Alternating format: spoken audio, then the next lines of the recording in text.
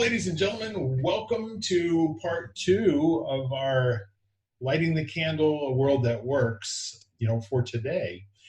And what are we doing? We're having conversations. This is just people talking. So if you tuned in, to see Jello fights or anything of that nature, that's not going to be us.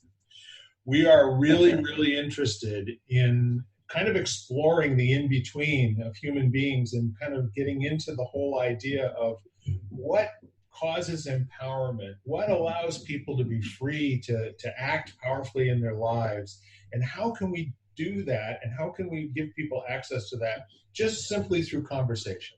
Does that sound like a pretty good summary, folks? Yep. Yes. Okay, so what we're going to do this time is we're just going to briefly go around and introduce yourself very quickly, and I'm going to dive in on what I was saying in terms of the answer to the question asked in the last half hour. So Vanessa, would you please identify yourself and tell the folks who you are? All right. Hi, everyone. Vanessa F. Lewis. I'm currently a marketing copywriter and a freelance writer. Started out my writing career as a songwriter, and really just a very curious person. And also, I realized pretty early on in that songwriting career that everybody has a story that's worth sharing. If you're alive here today, you have a story that can impact somebody in some way. And I love being on this podcast. We all gather around a virtual campfire and just talk about anything. We talk about maybe what would be like in a world that works, and just pass the candle around and share our thoughts and opinions. And so glad you can join us today. Excellent. Tina? Hi, I'm Tina Kadish of Life is Ideal. I'm a career change agent, and I help individuals to transform their life by loving what they do, really having passion, living a life with purpose, and what that results in prosperity. So I help people reinvent themselves, anyone who's laid off or wants a new career, and working for someone that they want to work for and loving what they do, not just a job. So I help people to get unstuck and create direction and focus. Awesome. That's great. Ken? I'm Ken Caputo, founder of Quester's Way, where families come to learn and grow together. Fantastic. Look at how fast I'm being today. That was fast. Shelley? That'll be a hard one to follow. Shelley Kohler. I am a business consultant with the state of Connecticut. I help businesses of all sorts, assist them with either finding capital, marketing plans, mergers, acquisitions, everything that you can imagine, and mentor them, shifting from their personal to an entrepreneurship. I am also an advocate for coaching sports, youngsters, teenagers through collegiate for fast pitch softball. Learn something new about you every week, you know that. That's fantastic. Thank you, Shelley. Lisa? Hi, Lisa Shan. I've been in media for decades, and I decided to, in my free time, to answer the eternal question, why am I here? And because of all the learnings and the passions and what I've discovered, I wanted to put it somewhere, and then Epic Magazine found me, so now I have a place where I can put all the people, places, and things that are trying to make this world a better place in one, or raising the consciousness of Connecticut one page at a time, as we like to say. Awesome. In Epic. Well, when you see the broadcast of this, you're going to say, Bill, you're doing a terrible job directing. I get so interested in what you're saying, I forget to make you the person that we're focusing on in the center. So just turning myself in advance. Ken, would you like to ask me today's question? Yes, I would be happy to. So our question today is, what do you do when you perceive danger? Or you sense danger? I don't remember your exact wording because it kind of mattered. Yeah, it has something to do with if you think you're in danger, what's the test to find out if it's true? Okay. All right. There you go. Okay. You remembered the question better than I did. I'm a good listener. Didn't say a word either, by the way. So I said in the last half hour, if you train yourself to make an initial decision in all circumstances, that you can come at a situation from love and you can be compassionate, and at the same time, you're ready to bring whatever it is that you have, you're at least going to you're going to have a probably different sense of the situation that's not based on helplessness. Okay. Now, what's my evidence for that? Well, with lots of training to talk to people and to ask questions that they're not necessarily interested in sharing, their true emotions or telling me, precisely what's going on in their world, it's incumbent, to make a decision that no matter what happens, and sometimes you can do this by negotiating up front. Look, you and I are going to have a conversation right now at the end of which we may not agree, we may not even be closer in terms of understanding each other, but when we end, we're still going to be friends. And that's how I'd like to complete the next, however many minutes it takes. Does that work for you? So now you got a contract. Now, it's not easy to do that in the physical world, especially when you consider, one of my favorite movies of all time was this person, and it might even have been a Twilight Zone episode, where for a half hour, all they're doing is fighting for their life. And in the midst of all of this heavy breathing and running and all the rest of this sort of thing. And at the end of the show, what happens is that they wake up in a room with somebody standing at the end of the bed. And he says, where am I and what am I doing here? Well, he thought he had been on a trip to Mars and had all of these trials and tribulations. He actually was in a simulator. And he lost consciousness, and they came in immediately and rescued him. So he had this sense of weeks of this going on. And they told him, you actually were unconscious for about 30 seconds. So we have the ability to experience life in a very powerful way, and most times it's not necessarily what's really going on around us. So why I like this conversation, we're not going to spend a lot more time on it, but we will spend some time talking about what's next. So if you're in a situation that you think may be dangerous, and that's an automatic human reaction, it's not one you think about, it's just present for you, and it's a response to whatever stimulus that there is there. So now you can respond to your response. And that's the only shot you have, by the way. If you take the moment to say, I've decided in advance that I'm always going to live. No matter what happens. This kid's not dying, okay? So now what's going on? Let's figure out what's going on here. I can listen to what anybody has to say. And if it's a situation where there's somebody who is threatening my personal body with a gun or a knife or something of that nature, or it's an animal or what have you, I can be fully engaged with whatever is going on over there so that I have an appropriate response and a reaction to what goes on. And part of the martial arts training is that 95% of the time, who loses the battle, Ken? I got some background noise, so I've been muting. Yep. 5% of the time, who loses the battle in a fight? Well, 90% of success comes from the first move. So, it's all about preparation. Yep. So in many cases, that first move is either waiting for the first move or initiating the first move and knowing when to do each. So where I'm coming from in this conversation today is, if you think that you're going to experience danger in your life, and how many of you are pretty sure that there is going to be danger between now and the time that we take that long ride to wherever it is, how would you like to behave in those circumstances?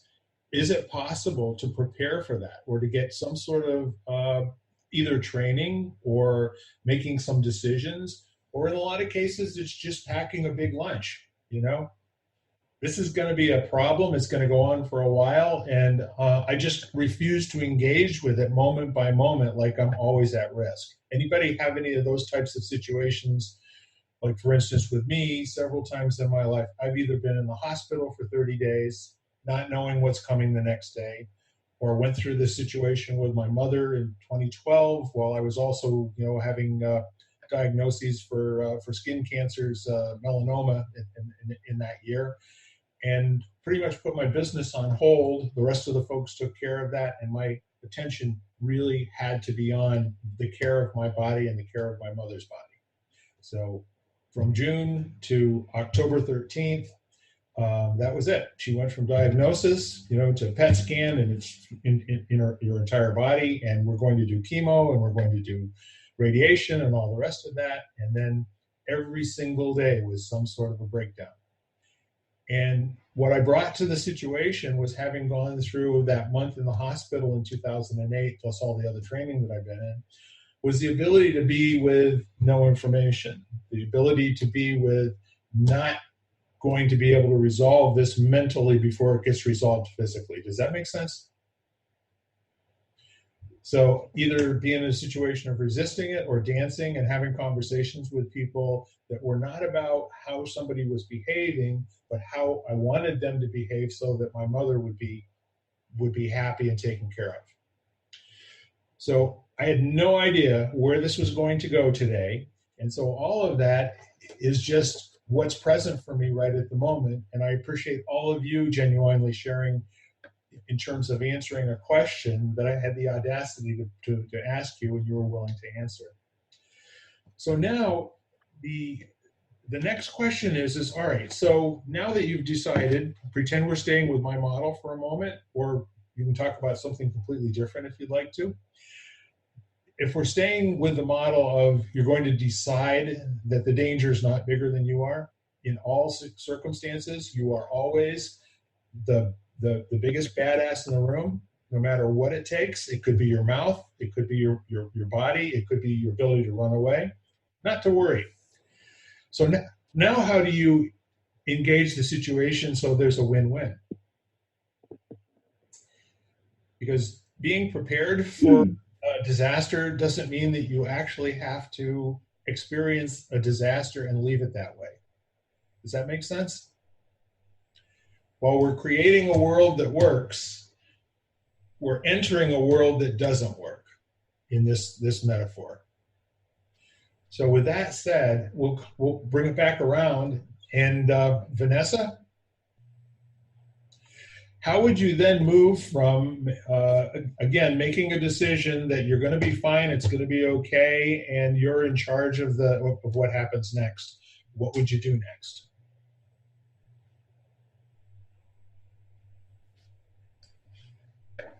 I'm going to make a short answer, and then if it's all right, Bill, I'm just going to pass the candle over to someone else. I'm just going to say I would just, because, honestly, I don't think I fully understood your question. So I'm gonna wait for other answers, and then maybe I'll come back if we have time, but I'm just going to say that just a real simple answer, 4 words, I would just pray. Fair enough. And I don't think I understood my answer either, so we're on the same team. Or my question. Tina, how about you? So keywords that you use was decide that everything's going to be okay. So no matter what situation that you're faced with, that you make a decision mentally. So your mindset, you start to think, okay, I'm going to face this head on. It's going to be okay. I don't know how it's going to be okay, but it's going to be okay. So my recent experience, my daughter was diagnosed with cancer in November of 2019. Came out of nowhere, healthy, go to the doctor. She's diagnosed with stage 3C cancer. She passed away July 2nd. From November to July, I was in that decide, take charge, all in. I did not see it as it's going to go bad. I was optimistic that it's going to go okay. We're going to get through this. So I made a decision, got information, did all of that. Unfortunately, it didn't go to the way that mentally I had expected it. I wanted to go the right way. So I had made a decision in November, we're going to get through this. We're going to do it. We're going to do whatever we got to do to get through this. So I did make a decision, had a plan and everything. Unfortunately, God had another plan, and it was taken away from me. So from us, it was hard, a real hard pill to swallow, because the control, it was pulled away, and I did not plan it. So we can plan all we want, but things don't always go the way we want them to go. But and I'm so sorry for your loss. thank you. You're welcome. Thank you for your generosity. Anything else? All right, we'll move on to Ken. Got to get you unmuted. There you go. There we go. Repeat the question again for me. It's just a win-win, right? You're looking for the win-win? Yeah, so now that you've decided you're going to be okay under any circumstances, no matter what, what's the next step? What's the next move? I think it's just understanding, just filling in the gaps, especially understanding if there's a source of your sense of danger or threat. Do you understand it? And it's funny, like there's a distinct difference between responding and reacting. There's an intention and intentionality that comes from responding. Even when a punch is coming at your face, time is relative. If you've been punched in the face multiple times, it slows down for you. You actually have more time to breathe and kind of process that, Sure. because it's, so you can respond to it instead of just being in reaction and freaking out. And if you do react, understand why you react and then reframe it so that you can respond the next time. Unless it kills you, there's probably going to be a next time, right? So I guess the short answer is just listening and asking bigger and better questions to understand as much as you can. And then the potential for the win-win, eventually it's got to reveal itself. Terrific. Anything else? Just when in doubt, shut up and listen. It sounds a little harsh, but I think we could use a lot more of that right now. And those are conversations. I quickly agree to disagree if there's a lot of projecting of opinion and just positioning as opposed to a willingness to shut up and listen. Yeah. Sometimes making a point is a booby prize. It's like, yeah, and it's actually ends up being pointless. That's great. You're right. I'm out. Next. All right, Shelley. Yeah. So, I go to, once you've made the choice to make this a win-win, once you've made that choice, you've also taken on ownership. And I think ownership is a critical piece of I go to formulas, equations, because I work with numbers all day, but it is a significant part of the necessary piece to make things happen. If you take ownership, like that first move, you're taking ownership of setting the pace. You make that choice, you're going to set the pace. Though we don't know the outcome, and most times we don't, it's still it's a stance. You are standing for something, and sometimes you know what that is with protection mode, sometimes you don't. And the being comfortable with the unknown or the uncertain takes away that level of fear. It's like you just have to be comfortable with it. We know we can delve on 100 different ways it can go, but and then prayer comes in to kind of boost that emotion, and then the breathing to keep things centered. So I making that, we all say decide, and I know many years ago was really just taught not to use that word because it has the word "ide" in it, which means to kill off. Anything that has "ide" at the end, there's something you're killing off to make this your ultimate decision. So, but when you choose, you just choose that, not because you don't want to do this or that. It's you're choosing this.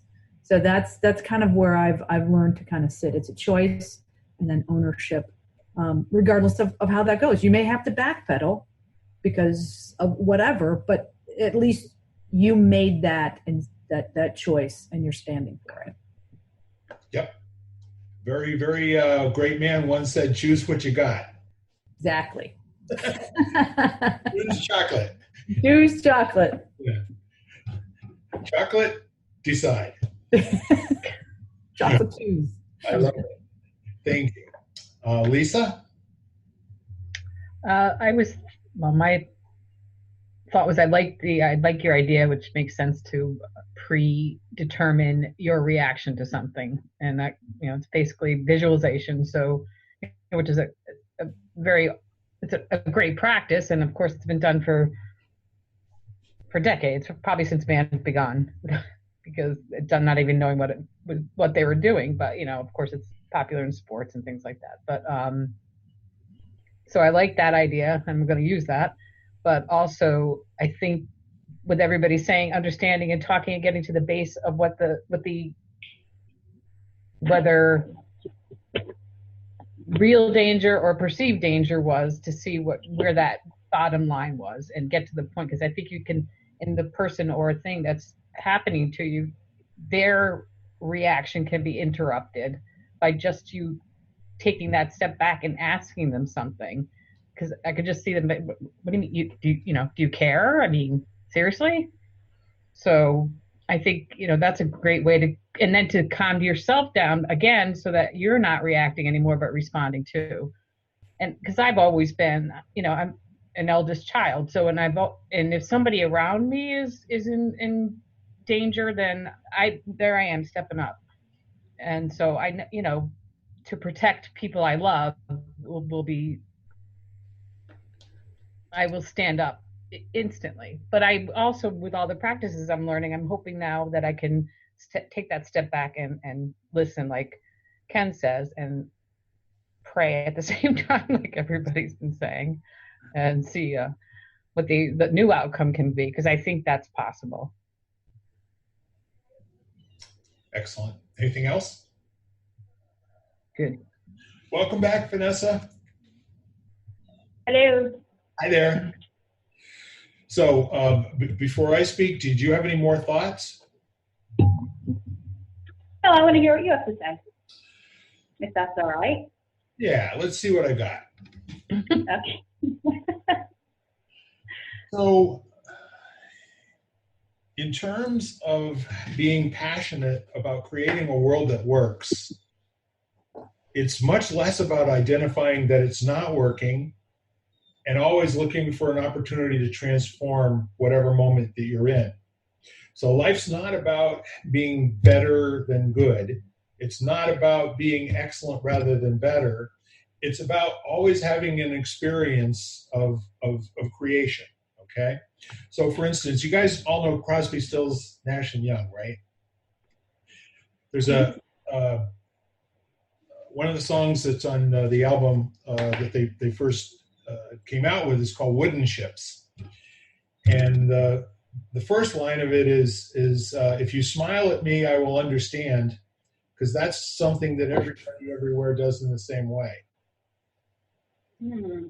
So for me, what it comes down to is expressing and receiving in common language, what's going on right now.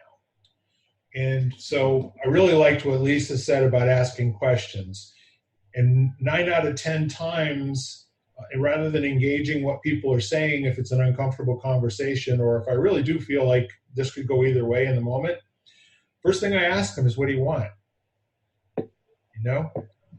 And I do that same kind of question when I'm interviewing potential clients, or I'm just having conversation with friends. I really am more interested in what's making them tick, what's motivating them in this circumstance, and what would they see as a possible outcome that, you know, why are they there in the first place, and what do we really want to see happen here? So as I'm thinking about this conversation, I have watched 3 or 4 interviews with people that had been out protesting, where there have been people from one side of a protest and people from another side of a protest who stopped long enough to listen to each other. And then they went and got a Coke, and they sat down and talked. To me, that was unbelievably inspirational. And it wasn't something that was easy for me to go and find, you know, on the internet. I had to search for it for quite a while before I finally found the tape of this. But what we had was this transvestite, self-identified woman with all sorts of tattoos and piercings and all of this sort of thing, talking with a woman who was obviously 60-some years old, and the two of them being able to say, like, oh, you know what I mean? You know, and the other one going, I know, right? And that language, whatever they said to each other in that moment, it transcended whatever was present for both of them before they said hello. So that's iconic for me in terms of where this conversation has to go on the street. That as long as there are people who are, you know, their mission in life and what they get paid to do is to disrupt that ability for people to listen to each other, we have to raise our ability to listen and to understand to a level that is far higher than normal. Not like you've gone to church and we're now going to talk about something that we all sort of agree on and that we can distinguish what it means for each of us personally and say it out loud to share with people so that they have a fuller and richer experience of what they came in with. This is more about, like, what would make you so upset that you would take 18 hours out of your day and you would start marching at 9 o'clock in the morning and you'd still be here at 3 or 4 o'clock in the following day. So what I see as possible is that catches fire. What I see as possible is that people are genuinely out of gas and tired of the yelling and the screaming and the no communication. And they finally retreat back to this place where they've decided maybe it's not as dangerous or as life-threatening, you know, to our way of life as we once thought. Maybe the way forward is for us to tone this down enough to now start to be able to create common language that we both understand, not the language that we used 5 minutes before we met each other, but new language that we're distinguishing this in our conversation. Does that communicate? So yeah, that's kind of turned into a little bit of a rant, and what I'm saying is, if we get to a point with people where it's interesting to them to find out what's motivating other people, when it's in our best interest, you know, to do what's good for everybody that's in the conversation. And I actually didn't know where I was going to go with this, but that's where I've gone, and I don't think I have much more to add to it right at the moment. So now, Vanessa, mm-hmm. you get you get to bat cleanup. I get to what was that? So in terms of a baseball metaphor, you get to bat cleanup. Oh, gotcha. Bases are loaded, not loaded. Knock us in. Yeah, not gonna lie.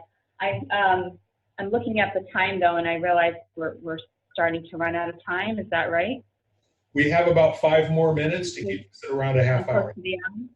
Okay, and I know we won't have time for everyone to say goodbye. Okay. Well, I'll just say that I think that and again, maybe this goes back to the topic of awareness, but I think that a lot of us could benefit more from asking questions and seeking to understand, as opposed to thinking we have the answers. I think a lot of us do that, and I think I think we're not aware, but our own upbringing, whether it be our spiritual upbringing, our familial upbringing, or even our education, I think it makes us feel like we have the answers, and that's a comfort zone. But I think that that's a dangerous place right there. Yeah. And I was recently working on an article about depolarizing, and it mostly refers to in the political arena, and there's actually wonderful organizations out there that actually coach people,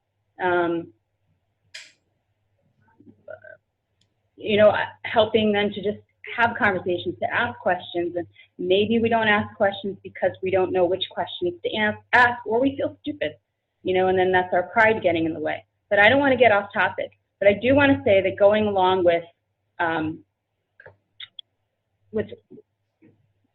what you're saying about assessing danger, and I really love the fact, that there was a resource available, that those YouTube videos you found, Bill, that interviewed these people and asked them what their motives were, and asked them what they were thinking, and why they were motivated to go march, in a protest for 18 hours, or and just in general, what motivates people to do what they do. Because, well, you would think that everybody has a motivation behind what they do, but sometimes they don't. Again, maybe that's another question for another day, but sometimes I think we are doing things on autopilot. But going back to the situation with the protest, I think there is a real reason as to why someone would dedicate so much time. So I'm glad, again, that there was a resource available, such as that YouTube video, where you were able to hear this person define their experience and share their why. And I think that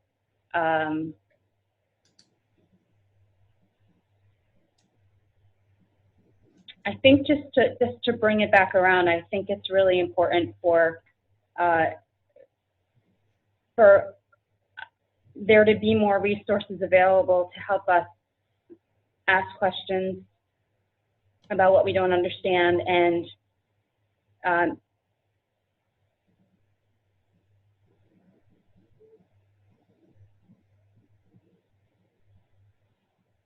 losing my train of thought, so I think I said everything I want to say. So thank you. So in closing, what I'd like to say, based on what you said, what I'm left with is the training less to do with listening to logical arguments or reasons why. It's the stupidest question ever. Any time you're watching a news program and all their questions start with, why did you do this? Why did they do this? Why didn't they? That's where I turn the channel. There's no new information being discovered there. However, if you are listening not for what's being said, but the invisible side of it, which is, where's your commitment? When you can hear the resonance between another human being's commitment and your own commitment, that resonance transcends the language. And that, I say, is the front door to creating the new conversation, to having the new shared common language. And so if we can train people to listen for other people's commitments and talk to that, don't talk to whatever they're saying that's dogmatic or idiomatic or whatever. Talk to that person's why. And earlier on, I don't know if it was this half hour or the one previous, when I was in grammar school, I was taught the shortest poem in the English language, which is I, why.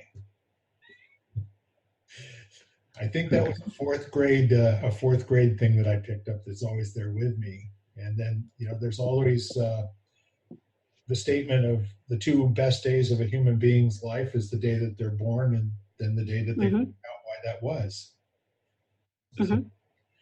So thank you. I do think we're really pressing up against we're on the skinny branches in terms of talking about this. And now the next step is practition, and to get out there and to listen to people who have a differing point of view. First, to tolerate it, then to secondly, have no reaction to it whatsoever, like this is just somebody sharing their thoughts. And then the third one is to understand it to the point where you could actually argue for it. Not that you would, but you could, right? And if human beings can place themselves in a what-if situation in where I can not only see why you would say what you're saying, I can not only understand why it's so important to you to say it, I could even say it for you. If you weren't here, I could make your argument for you. I could be as convincing as you are because I feel your passion and your commitment. And I could do that while fully maintaining my ability to completely disagree with you. Which I think is a talent that if we were to go back and to teach that type of interaction to children, and that it's not always about being right, that it's not always about winning an argument, that it's not whatever, right? So again, I want to thank you all. We're at the top of the hour, and it's been an awesome time for me today. I have missed this. This is our first time in what seems like 3 weeks. Yeah, I think so. So let's go back around, and everyone can kiss the audience goodbye, and we'll go from there. Tina, you're up first. Hi, Tina Kadish, and thank you, everybody. This has been a great conversation. It's been great to continue to get to know all of you. Great, thank you. Mr. Ken. I'm going to say goodbye by sharing a quick tool. When you hear an either or, it's either you're right or they're right. In your head, replace it with a both and. Where can both these things exist, and what becomes possible if that were true? And just that simple language shift can be really helpful. Awesome. Shelley? Shelley Kohler, choose with your heart, follow with your mind. Excellent. Lisa? I just wanted to say that I honestly, deeply in my heart, do believe that we can create a world that works for all. And we are. You just decided that, Lisa. That's right. Choosing that. Vanessa? I just want to say I really enjoyed this conversation with you all, and thank you very much for your nuggets of wisdom you shared, and I hope the audience also feels the same, and will join us next time. Bye. Bye. So I will just put the cherry on the top here by saying I absolutely love that we start every hour not knowing what the dickens we're going to talk about. And there are times when it seems like there's a little bit of whiplash, or there are like, where is this going? But we have to trust ourselves. We've got great minds on this call. We've got very generous human beings in terms of sharing your experiences. I love you all, and I love everyone that ever sees this video, ever. No changes. Bye for now. Bye-bye.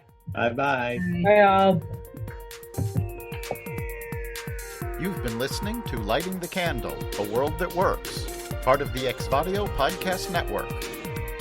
You can hear us at exvadio.com/podcasts, Apple Podcasts app, Google Play, Spotify, iHeartRadio, Stitcher, and wherever you find podcasts.